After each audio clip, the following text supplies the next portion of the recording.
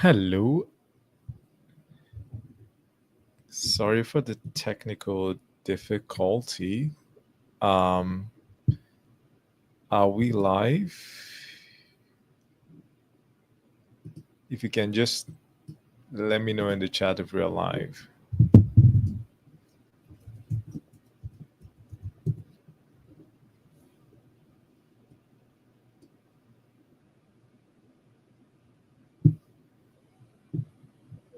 Sorry, this is all right. It seems like we're live.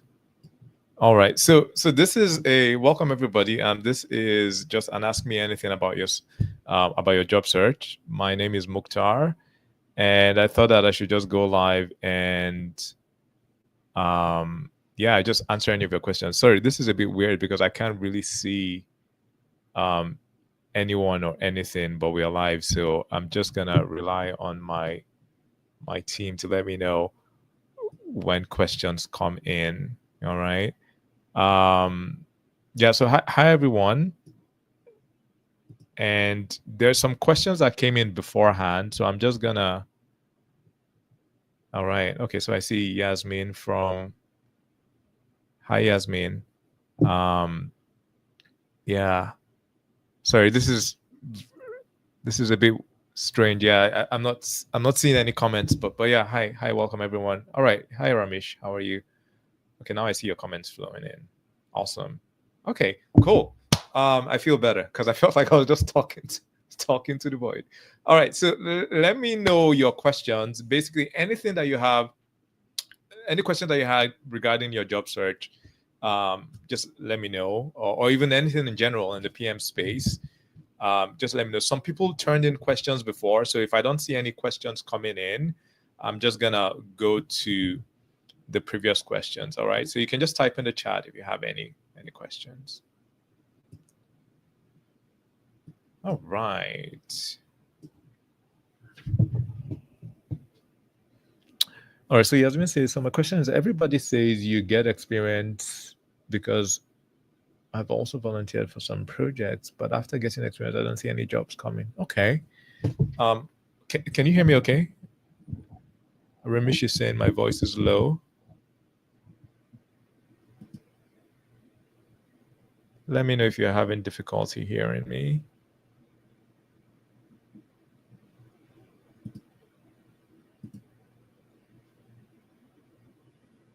Hello?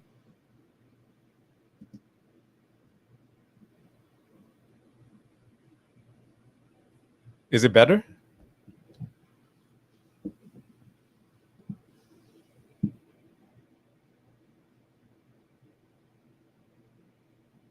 Okay, cool.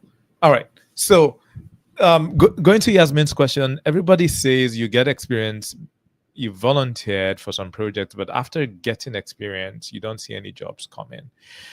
Yeah, so I think a couple of things. I guess maybe I might need some follow-up questions. Yasmin, do you have um, I bet how many years of experience would you say you have when it comes to PM experience? Yeah.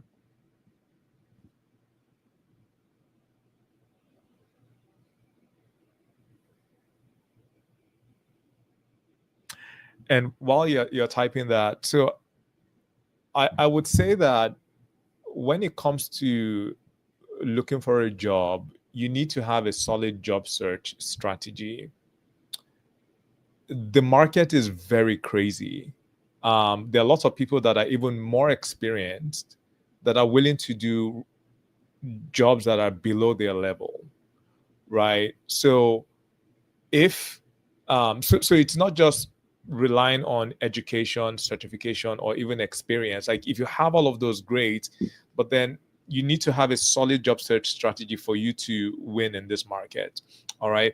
And I like to boil the job search strategy down to three pillars, right? And I call it the NSA strategy. Okay. All right. So you're transitioning to from PM into sales. Okay. All right, that's fine. So just going back to the strategy, I like to rely on I like to tell people about the NSA strategy, which is N stands for network, S stands for social media, and then A stands for application. And each of these components are very critical to a successful job search. So networking, you pick your top 10 to 15 companies. And then within your top 10 to 50 companies, you identify decision makers and advocates in those companies. And I usually say, okay, at least 5. So that's in total about 50 to 75 people. Now, you now start to reach out to each one of them, right? And more than likely, most of them will not respond to you, but the percentage of those people would respond to you. And all you're just asking for is to maybe get like a 5-minute coffee chat just to understand like how things are going on the inside, etc. And if they have any advice for you, there are lots of ways to prepare for that. But this is just the networking piece, which is N. The social media piece now is becoming familiar on social media. So that includes if there are thought leaders in your industry, it includes maybe just supporting them in terms of when they post, you just support, you chime in, you join the conversation. From your top companies, you also see people that are active, or maybe whenever the company posts, you can also like chime in, right? So basically your avatar will start to become familiar, right? If you can also post once a week, that's good, but you don't need to post. And then when it comes to application, which is the A part of it, I usually recommend no more than 10 applications per week, right? But for every one of those applications, you apply for roles where you are 70% mature and above, right? And then apply for roles that are just a week old or less, okay? And then when you apply, make sure you tailor your resume and you customize your application. And after you apply, you now reach out to 3 people in the company. You reach out to the recruiter, you reach out to the hiring manager, and you reach out to somebody in senior leadership. Okay? So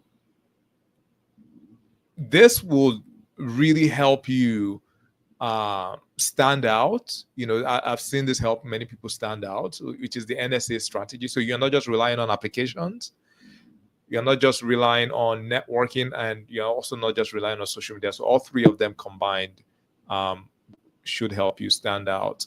And applications, especially, because I speak to 2 to 3 PMs every day, many people tell me they apply to hundreds of roles, right? You don't need to apply to hundreds of roles, but you need to apply to roles where it's fresh on the market, you're a good fit, and you follow up and network right away, right?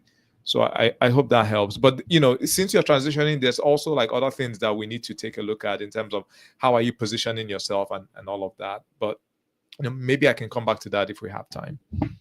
All right. So let me go to the next question. So I'm going to show this. Hello, everyone. I've been actively job hunting for the past 6 months, networking, applying, upskilling, everything, but the market feels tough. Is it just me, or is... Yeah. So it's a tough market. I've heard somebody say that this is one of the toughest job markets in a while. Some people even compare this to 2008 job search market when we had the crisis. So it's a very tough market. At the same time, I'm still seeing activity, right? So I think it's more competitive, but you have to outcompete the competition, right? And like the NSA strategy that I shared is can help you in that regard. Yeah, and one thing that I also like to say is that the hiring decision is a buying decision, right? So a company has a problem and they have about, I don't know, $200,000, $500,000 that they want to spend for that problem to go away, right? So you need to show that you're going to be the best return on that investment, because the hiring decision is a buying decision. All right. So that's also a mindset that I like to keep in mind when I'm approaching the job search market, and just try to find ways to stand out and be unique, right? And one of the ways to stand out is to really build number one is to build that connection on the inside, which is networking. Number two is to now establish your credibility, right? Because a lot of companies are scared that they're going to invest and this person is not going to turn out, is going to turn out to be a bad hire. One of the ways to alleviate that concern is to show them your knowledge, to show them what you're capable of, right? And so one example for me, one of the roles that I got hired for, they didn't do any reference check on me because they had seen what I had done in public. I had already established my credibility in public, right? So to answer your question, it's a tough market, but many people are still getting jobs, right? All right, let's see.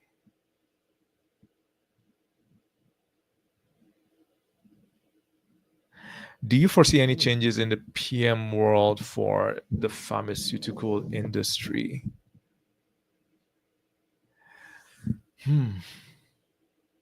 That is a good question.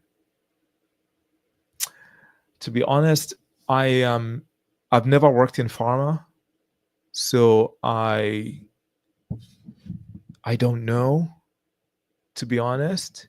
But I think for the PM industry in general, I think, I mean, I know a lot of people talk about AI, but I think AI is gonna affect us. And I think that it's gonna affect us. I think there's opportunity, but I think that we need to ensure that we have our eye on the ball when it comes to AI. Like we are not gonna be sidelined by that technology, right? So I think that's something that we need to watch out for. And I mean, I think many of us are still trying to figure it out. So to answer your question, in the pharma industry, I don't know. I'm not familiar with that industry, but I think with the PM function, I think that will be affected by technology, and we can already see that, right? Like, I mean, for example, I mean, there are PMs that were used just for meetings, like, just organize meetings and take meetings. Like that was really the value that they brought, right? And now, if that's the only value that you bring, AI can do a very good job at that, right? So now we need to start thinking, more high value tasks. Like, how can I partner with the executive, the leadership, to ensure that I'm helping them execute on their strategy? Because I think that's really where we come in. Like, we are executors. People dream up strategy, but we will help you realize that strategy. I think that's our strength. And I think that the more we can do that, the safer we'll be and the more we can thrive, Yeah, so that's my take on that. All right.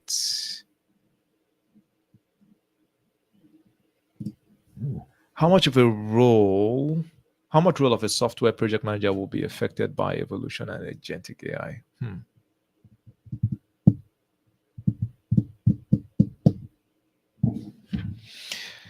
Yeah, that ties into what I just mentioned. But I think that this is a deep question, and to be honest, I wouldn't claim to know the answer to this. But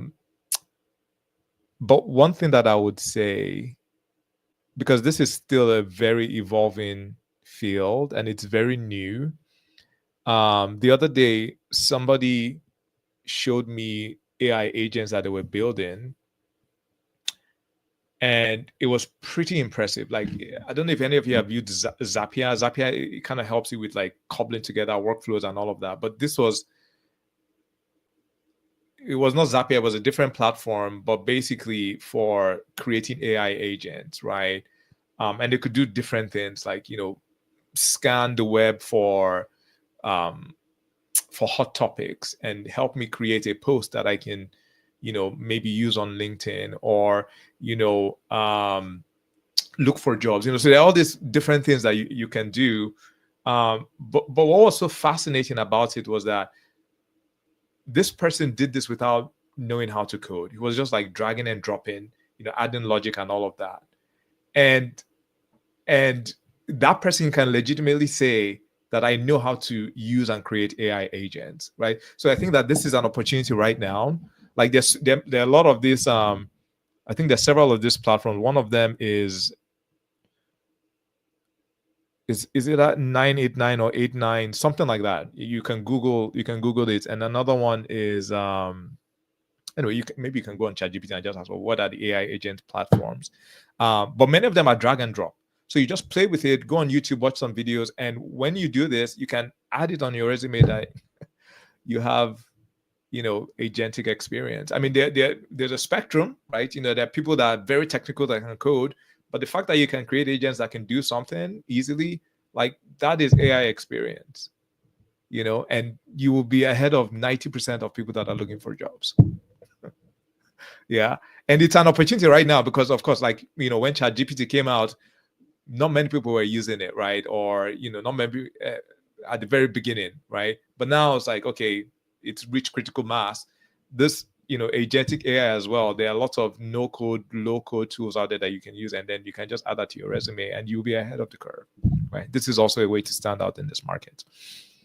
All right. Good question. And by the way, I plan to also have like an interview where I'll bring some AI experts and we can chat about like AI in project management space. So it's going to be like a LinkedIn Live. That's my plan. All right. So hi Soma. I have prior experience in financial service and I want to transition into project management. Would pursuing a PMI certification be the best path, or are there qualifications or experiences that will make me a stronger candidate? Yeah, so this is a question that comes up a lot. And the way I answered this question is a PMI certification would not hurt, right? But a PMP certification without the job search strategy, it's going to be difficult for you to get a job, because I speak to 2 to 3 PMs every day and many of them are PMPs, right? Lots of PMPs. Some people just put their job search on hold, went to get PMPs, and then they are still struggling to get jobs, right? So the PMP doesn't hurt, but you need to have a solid job search strategy. There are also lots of people without PMPs that get jobs because they have a very good job search strategy. All right. So if you have the bandwidth to get the PMP, I would say yes. It's good. It's good for your career. It's good for your development. But don't think that would automatically get you a job, right? Like, just remember the NSA strategy: networking, your social media, and targeted applications that would really move the needle in your job search.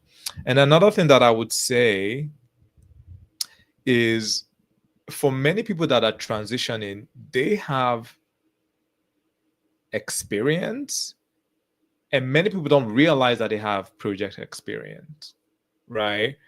So one of the things that you should do is really go back into your past experience and look for projects, a temporary endeavor where there was an outcome that benefited someone or people, and you led that, right? So, just look for those, that had impact in an organization, right?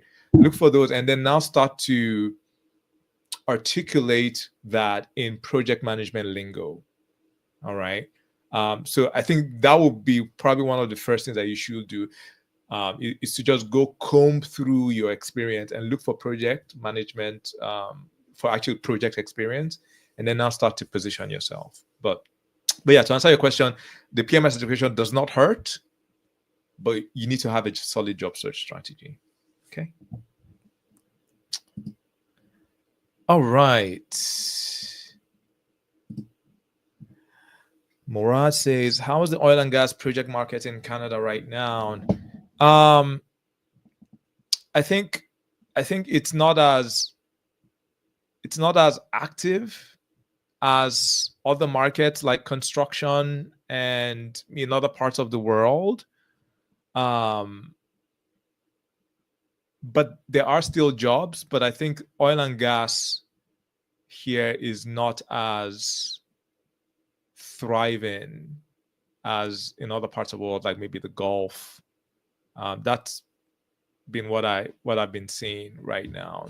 But having said that, I mean, if you're open to other industries, um, because I was also in oil and gas. I've lived in many countries, so I'm originally Nigerian. I moved to Texas when I was in my late teens. I got a job. Even like how I got a job there is a story for another day. But got a job there. I was working in oil and gas, and then I got transferred to Oman in the Middle East. I was there for 5 years, and then transferred to Dubai for 3 years, and I was sort of traveling around the Middle East and Africa. So I worked in like 20 countries, and then I decided to move. Well, actually, I got laid off, and I moved to Canada. Um, yeah, and when I moved to Canada, I had strong oil and gas experience, but then I pivoted to healthcare, right? So I really looked for the transferable, what was transferable in terms of my oil and gas experience, and I doubled down on that, and I emphasized that, and I de-emphasized heavy oil and gas, right? So there are other industries out there that you can transition to, right? It just depends on your experience and how you position yourself. Some examples are some of these heavy engineering industries. Mining can be a good one. Yeah. Okay. All right. Let's move on.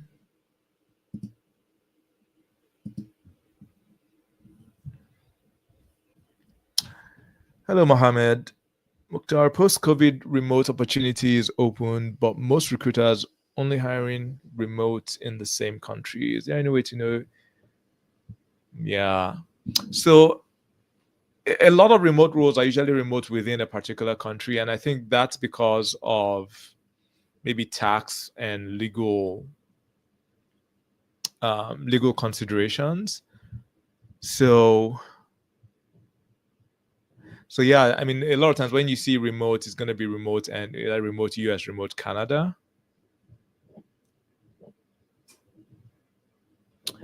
Yeah, so I haven't seen many opportunities that say remote like world or something like that, remote global. But I would say one thing that you can think about if you're open to it is to see if you can work as like a freelancer, you know. So in that case, like they don't need to, like they're just gonna pay you as a freelancer in whatever country, right? That's pretty common. So maybe if you're not in the US or Canada and maybe you're somewhere else and you want to work remotely, I've seen people do that. So that's something to consider. But yeah, most remote roles are usually within the country. All right. LinkedIn user with 3 years of experience in diverse.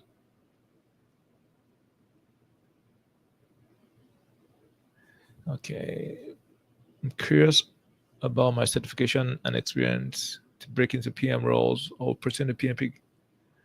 Yeah, so this is similar to the other question. So you have 3 years experience. Yeah, so I guess my what I would like you to, or my question would be, do you have relevant experience? So when it's not, from reading this, I'm not quite sure whether you have relevant like PM experience. So if you do, then I think that you're in a good position. If you don't, then I will look for how do I start to get relevant experience, right? And I know it's a 2020 situation, catch 2020, however they say it, where it's like, okay, you need experience to get a job, but they don't want to hire you because you don't have experience. What you can do is, okay, first of all, you can, there are some companies that maybe they hire like co-op or entry level type, rotational programs. You can look for those companies. That's one. Another option could just be maybe like the freelancing thing. That could be one. Another could be to see whether there are some of these, whether there are small, short projects that you can do, maybe for 2 weeks, 1 week, and just maybe solve a problem for a company, or maybe just gather some insights, right? Like, I'm just gonna make an example. So maybe there is a small, medium-sized company, and you go on Google, on Yelp, and you see the kind of reviews that they're getting. You can look at maybe the critical reviews and in the past like 60 days, and then you can start to see maybe there's a trend that appears, and then you can, okay, you get that. And if there is like a low-hanging fruit type solution that you can do, you can put that together like in a deck, a 6-slide deck, and then you can send it to somebody in the company. And if they respond, great. They might invite you for a chat. If they don't, that's fodder for content on LinkedIn, right? And if you don't propose a solution, even the fact that the actual journey of doing research, like that in itself is valuable. Like, okay, the company might not be aware of it, but there could be something developing in real time, and then you've been able to sort of ascertain and see a pattern, and then the end result of your deck could be, okay, this is what I'm noticing based on the last 3-star reviews that you've gotten in the last 30 days. I think that's something that will be valuable, right? So this is just an idea, but basically, how can you be of use to a company without waiting for them to give you a chance, right? And of course, taking into consideration time and all of that, right? But yeah, that's my take on this. Hope that helped. All right. What are your thoughts on 80% of jobs are hidden and not advertised? So this is, I think it's between 60 to 80.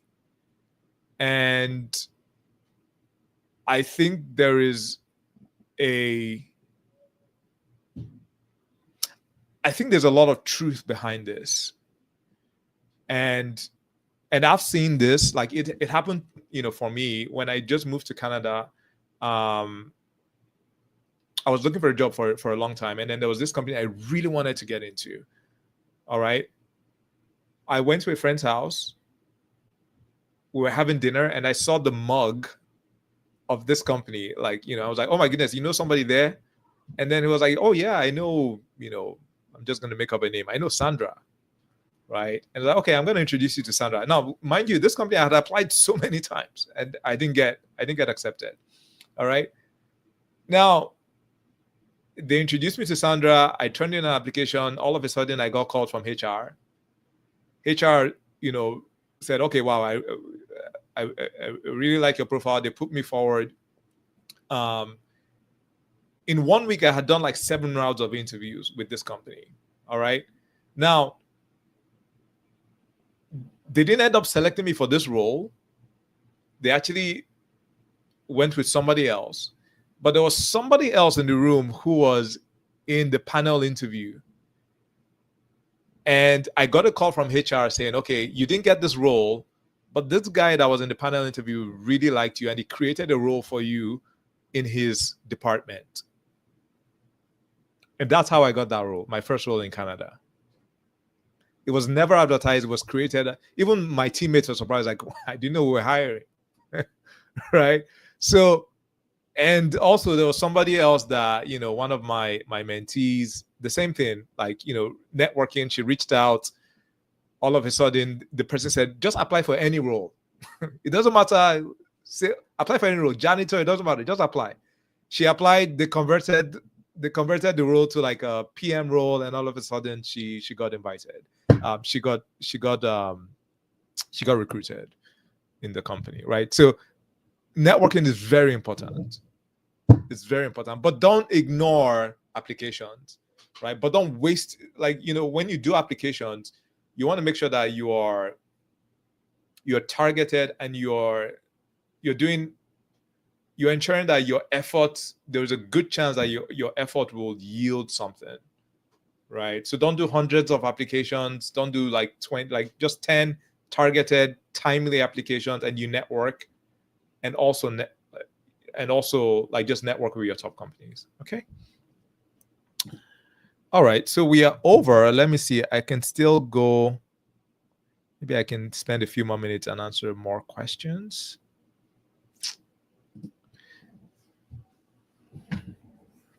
Hello, Rochelle. I hope I'm saying your name right. Left your last job to assist with a relative. Okay.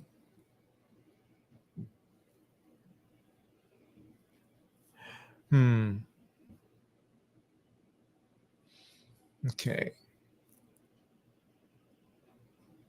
So I guess let me try and get, you have a 1-year work gap.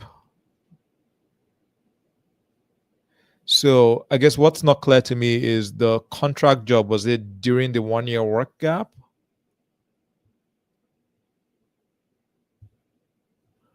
Yeah. So if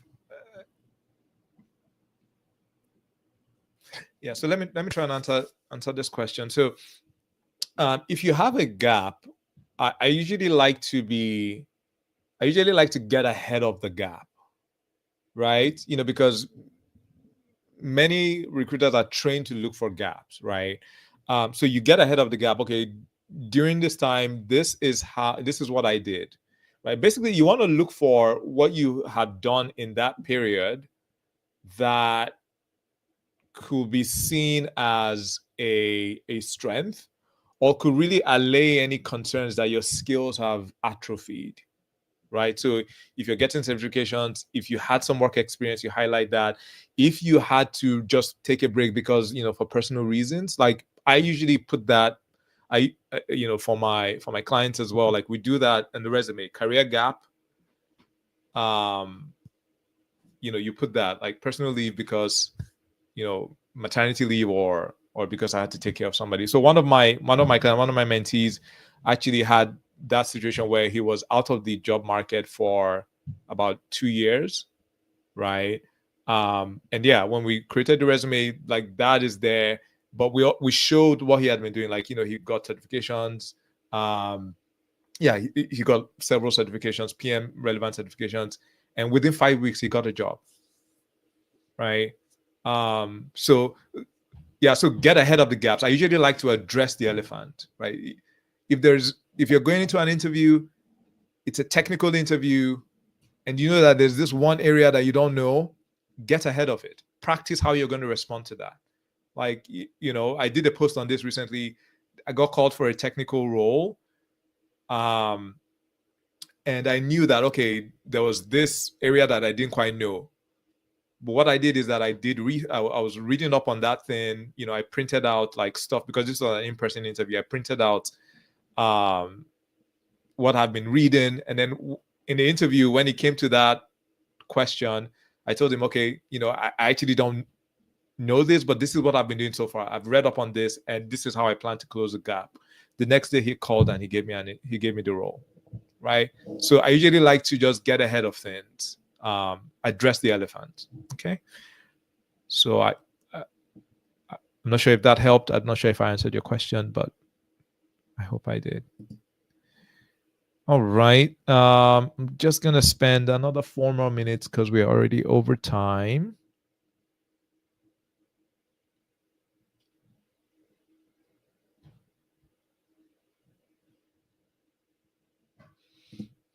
Okay.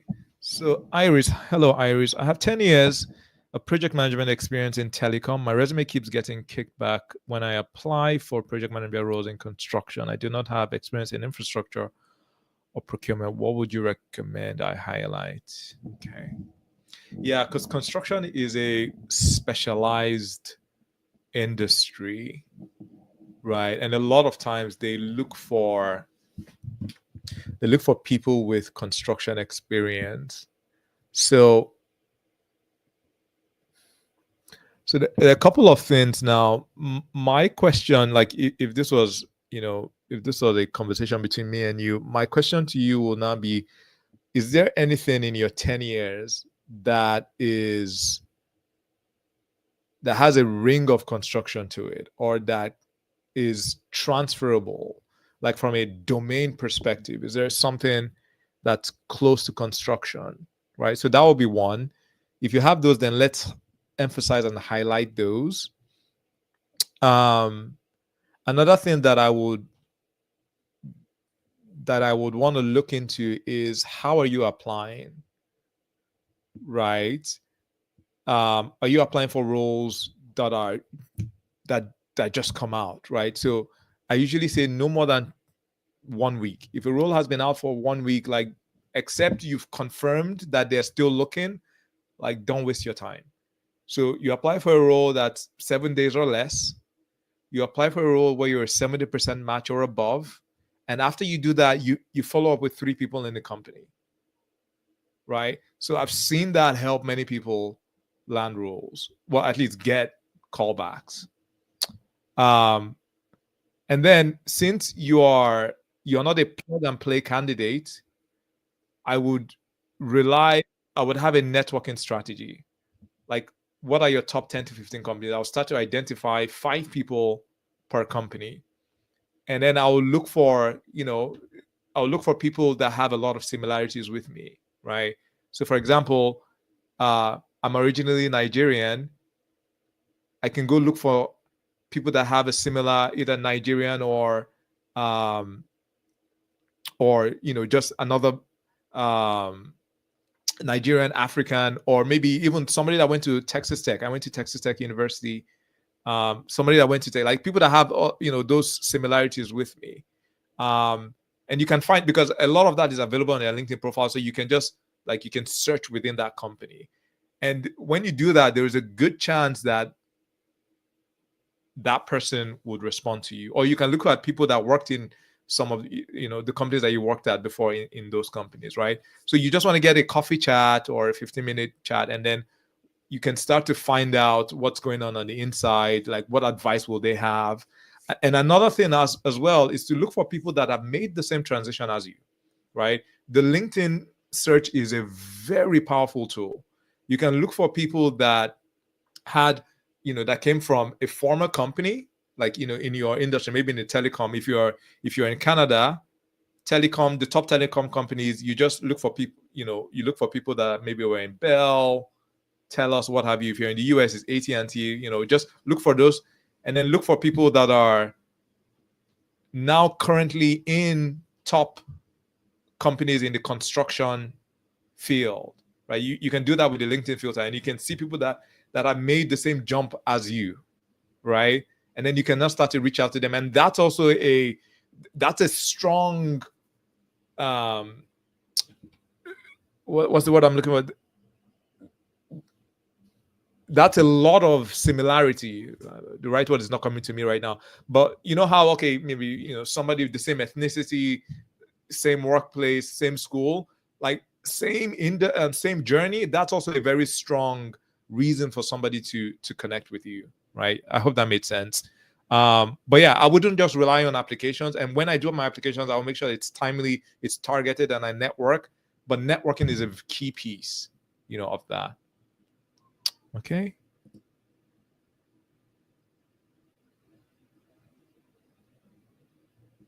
All right. So I think we can stop here. But yeah, thank you all so much for coming.